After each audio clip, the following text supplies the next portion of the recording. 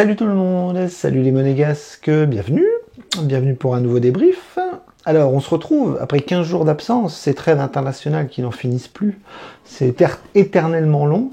À chaque fois qu'on reprend le championnat, j'ai l'impression que c'était une trêve estivale avec 2 mois d'arrêt, enfin c'est un cauchemar, un calvaire pour les clubs, et j'ai l'impression qu'il y en a de plus en plus, et c'est vraiment compliqué pour tous les clubs de Ligue 1 de se remettre dedans. Nous aussi supporters, on est obligés de se remettre dedans, enfin bref, c'est un cauchemar. Bref, 15 jours d'absence, on avait bien fini, on était quand même premier de Ligue 1, on avait battu Reims au dernier match, enfin bref, on marche sur l'eau, Monaco est bien, Monaco fait un début de saison excellent, et en fait tous les feux sont ouverts au niveau des points, au niveau des victoires, au niveau du jeu, enfin bref, j'ai l'impression que tout va bien, même si bon, il y a quelques défauts ici et là, mais ça c'est normal. Donc on reprenait avec un match plutôt facile, c'est-à-dire la réception du FC Metz, Metz qui va pas très bien cette année en Ligue 1, nous qui devions se remettre dedans avec tous les départs en équipe nationale, et pour ce faire on avait des absents, beaucoup. Là c'est pour le coup, si tout va bien cette année, il y a un problème, c'est qu'on a beaucoup de blessés, beaucoup d'indisponibilité, notamment défensif, et là cette semaine, on avait quand même beaucoup d'absents. Donc on avait Vanderson qui était pas là, on avait Matazo qui était pas là, Magassa qui était pas là, Zakaria qui était pas là, les deux derniers étaient suspendus.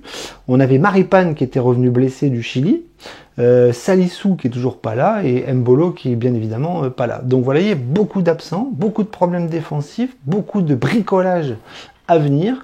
Et l'intérêt de ce match, c'était pas vraiment de le gagner, c'était surtout de savoir quelle équipe on allait faire pour justement composer un 11 cohérent avec les absents. Donc la compo est tombée assez vite, on a vu que Hutter a été obligé de changer son système, c'est-à-dire qu'on n'est plus reparti en 3-5-2, on est revenu en 4-4-2 avec Keun dans les buts. Les latéraux, c'était Diatta et Jacobs, donc bon, possible. Hein. Défense centrale, alors là, assez inédite, Matsima Singo. Bon, Singo, ça me paraissait naturel, Matsima aussi, puisqu'il n'y avait personne d'autre. Milieu de terrain, donc Fofana Camara, normal. Sur les côtés, alors là, on avait Minamino Golovin, je ne savais pas trop comment ils allaient se positionner. Et devant, on avait Balogun Ben Yedder. Donc très vite, on a vu que c'était un 4-4-2 un petit peu libre, c'est-à-dire que on avait quand même des latéraux qui montaient beaucoup, et on avait surtout Minamino et Golovin qui étaient très libres dans le milieu de terrain. On les avait beaucoup dans l'axe, beaucoup tournés, beaucoup bougés. Donc en fait, on avait une sorte de quatuor offensif avec Minamino, Golovin, Balogun et Ben Yedder qui étaient en mouvement et en symbiose si c'était possible. Et en fait, on a vu très vite que le match a vite tourné au vinaigre parce qu'on n'a pas du tout réussi à se mettre dedans. Je vous l'ai dit, les trêves internationales, c'est une catastrophe, c'est-à-dire que c'est un peu comme à l'école, hein, quand vous avez des enfants qui sont 15 jours en vacances, et bien quand vous revenez à l'école, et bien que ce soit les enseignants ou les élèves, c'est compliqué. C'est compliqué de se remettre dedans, il faut que le cerveau se remette dedans, il faut que le corps se remette dedans. Et ben les footballeurs, c'est pareil. On a vu une équipe monégasque totalement à la rue. Alors pas à la rue physiquement, mais à la rue dans son football, dans son jeu, dans sa philosophie. Alors certes, c'était bricolé, c'était un nouveau dispositif, mais en fait, on a vu qu'on n'arrivait à rien. C'est-à-dire que dans le jeu, c'était mou, c'était maladroit, c'était peu précis. Metz était là pour défendre, alors dès qu'ils avaient la possibilité de contre-attaquer, ils l'ont fait, mais nous on n'arrivait pas, malgré le ballon, parce qu'on avait la possession de balle, on n'arrivait à rien, on n'arrivait pas à combiner, on n'arrivait pas à accélérer, on n'arrivait pas à se créer des occasions, on n'arrivait vraiment absolument pas à reconnaître l'AS Monaco d'il y a 15 jours. Donc dans ce scénario-là, évidemment, Metz en a profité, et on a bien profité parce qu'ils nous ont mis un but venu d'une autre planète. Vous savez, les buts qu'on voit un petit peu dans les cassettes un petit peu vidéo gag, vous voyez, le foot en folie, le mec qui tire de 60 mètres et qui met le ballon au fond des filets. Voilà, ça nous est arrivé. Un Messin est arrivé derrière la ligne du centre, a pris le ballon, a vu Keun avancer, a frappé et a marqué. Un but magnifique. Malheureusement, c'est nous qui le prenons. Et donc, ça fait 1-0 pour Metz. Et là, on est dans la merde parce que le scénario est complètement à l'envers pour nous.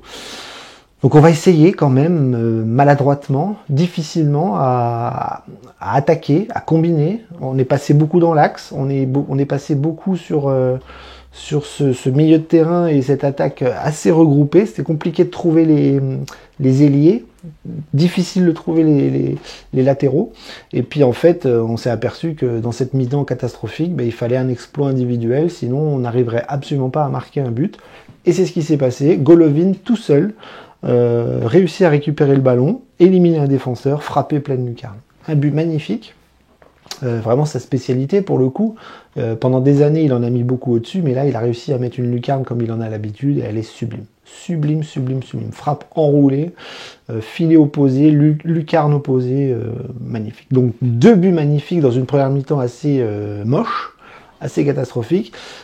Et là, on se dit en deuxième mi-temps, si c'est la même chose, là, ça va être compliqué, parce qu'il va falloir très très vite attendre un exploit individuel, encore une fois, et si Metz s'en guérit, eh bien, on peut très très bien perdre le match ou ne faire qu'un point. Et en deuxième mi-temps, ça va aller mieux. C'est-à-dire que Metz va un petit peu baisser le pied, mais c'est surtout Adi Hütter qui va faire un changement très intelligent. Il va sortir Camara à la place de Akliouche qui est plus un élément offensif, et là, on va repasser dans une sorte de 4-1-3-2, c'est-à-dire que Fofana va jouer très très bas auprès des défenseurs avec la ligne de 4, et devant on va avoir une masse de joueurs qui va essayer de contourner le bus messin avec Akliouche, Minamino, Golovin, Ben Yedder, Balogun.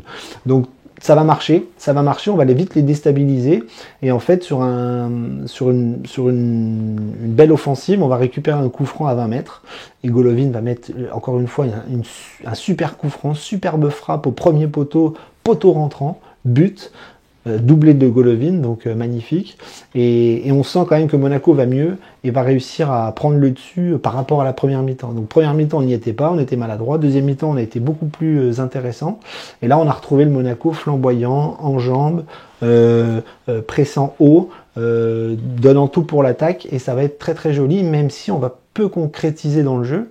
Ben Yedder ne va pas marquer, Balogun ne va pas marquer, on va avoir des occasions avec Akliouche, avec Diatta, etc. Ça va être compliqué. Ça va être compliqué de concrétiser, mais en tout cas dans le jeu c'est beaucoup mieux, on se crée des occasions, et on va se diriger vers la fin du match avec une victoire, 2-1, doublé de Golovin, et honnêtement, vu le scénario et vu le bricolage fait par Hütter et la trêve internationale qui précédait, c'est trois excellents points. Voilà. Donc je vais revenir un petit peu sur les joueurs, parce que c'était intéressant de voir avec tous ces changements qui a brillé et puis qui a un peu moins brillé. En première mi-temps, très, très peu de joueurs ont brillé, hein, c'était complètement en dessous de tout. Moi j'ai envie de me consacrer sur la deuxième mi-temps, parce que c'est là qu'on a commencé à avoir du jeu et des choses intéressantes. Keun prend un but venu d'ailleurs, ça c'est très dommageable, hein. C'est toujours compliqué quand un gardien prend un but de 60 mètres. Ça veut dire qu'il est avancé, ça veut dire qu'il n'est pas concentré, ça veut dire qu'il n'est pas très très à l'aise dans ce genre de frappe. Mais il a fait aussi des arrêts, il a fait un arrêt de la tête, un petit peu comme Nubel l'année dernière, où le Messin peut mettre le deuxième but.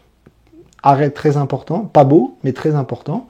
Et puis après, il a pas eu grand chose à faire, hein. Il a été très peu sollicité, on a beaucoup attaqué, on a eu des contre-attaques un peu dangereuses. Heureusement, les frappes Messi n'étaient pas très précises. Il a fait quelques arrêts en fin de match importants. Mais voilà, pour moi, il nous sauve surtout sur son arrêt de la tête. La défense, compliquée. On est repassé à 2 axiaux avec Singo et Matsima. Ça n'a pas été mal du tout. J'ai trouvé Singo très très bon. Alors là, lui, pour le coup, il est costaud. Il va au combat, il va au charbon. Il fait des relances propres, des passes fortes. Très très très bien. Très très bien Singo dans un match comme ça. Même Matsima a été plutôt intéressant. Pas parfait, mais je veux dire, franchement, vu la composition de l'équipe, je pense qu'on s'en sort très très bien avec Singo et Matsima, donc j'ai pas grand chose à dire sur eux. Sur les côtés, c'était compliqué, parce que c'était 2 latéraux qui avaient quand même pour mission de monter. Mais là, on n'avait pas forcément des pistons qui pouvaient s'éclater comme dans un 3-5-2, donc ils ont quand même eu de la liberté offensive. On a vu beaucoup Jacobs et Diatta monter. En première mi-temps, on les voyait pas trop, puis en deuxième mi-temps, pour le coup, ils ont beaucoup apporté, notamment Diatta, qui a fait une excellente deuxième mi-temps. Il a été sur tous les coups sur le côté droit. Il a été très spectaculaire, très très intéressant dans le dribble, dans les attaques, dans la percussion, dans les petits espaces.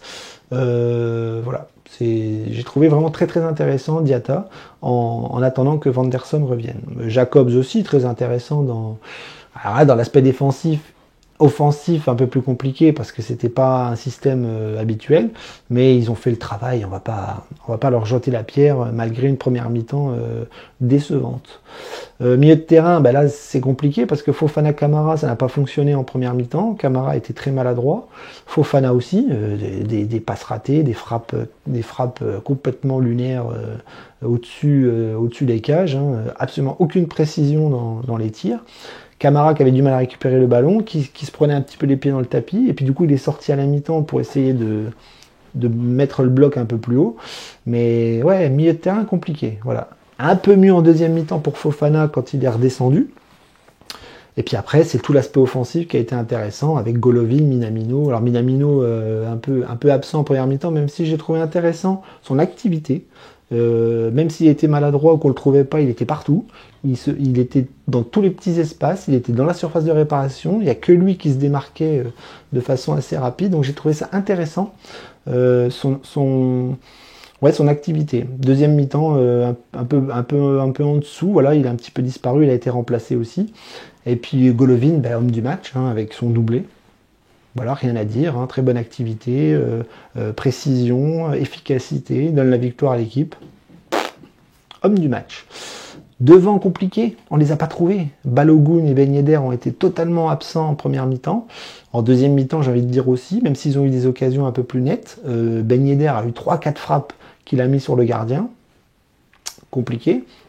Balogun aurait pu marquer aussi un but sur une passe un peu forte de Minamino dans la surface de réparation, mais voilà, on les a retrouvés en deuxième mi-temps, mais ils n'ont pas été efficaces, ils n'ont pas marqué.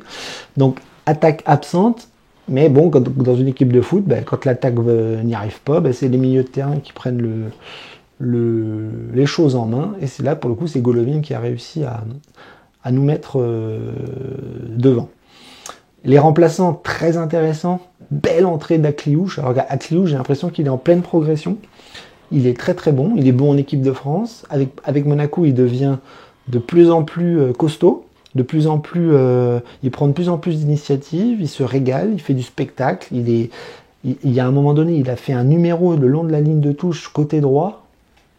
Waouh, magnifique. Il a dribblé tout le monde. Il a lancé le ballon. Il est parti. Enfin bref, il a été très très bon. Pour moi, je le mets homme du match avec Golovin. Voilà, Akliouche, vraiment, s'il progresse comme ça et qu'il continue de progresser, il risque de faire très très très très très mal cette saison. Après, il y a Ben Seguir qui est rentré, donc lui, il revient de blessure, donc on l'a pas trop vu. Il revient tout doucement. L'année dernière, c'était Ben Seguir qui était un petit peu sur le devant de la scène au niveau des jeunes, et là, c'est Akliouche qui, pour moi, est excellentissime en ce moment. Voilà, après les remplaçants, qui est rentré, je ne sais plus.